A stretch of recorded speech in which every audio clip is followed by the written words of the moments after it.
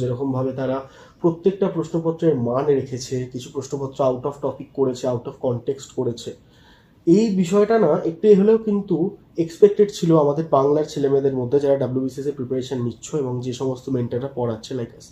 যদি বলো কেন, তো উত্তর হচ্ছে এটাই যে একটা ইউপিএসসির প্যাটার্নের মতো ডাব্লিউবিসিএস যারা নেন, যে পিএসসি, তারা বলেইছেন আনঅফিসিয়ালি হলেও মোটামুটিভাবে এই কথাটা তো বাইরে এসেছিল যে ইউপিএসসির মতো করে প্যাটার্ন ডাব্লিউবিসিএস ফলো করতে চলেছে আগামী দিনে।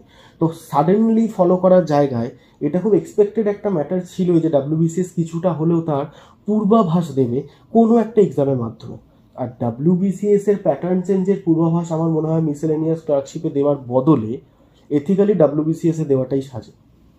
তো সেক্ষেত্রে যে এক্সাম পেপারটা আমরা দেখতে পেয়েছি, আমার নিজের মতামত অনুযায়ী প্রশ্ন ভালো প্রশ্ন খারাপে যাচ্ছি না, বাট আমার মনে হয় আগামী দিনের একটা পূর্বাভাস ডাব্লিউবিসিএস দিল।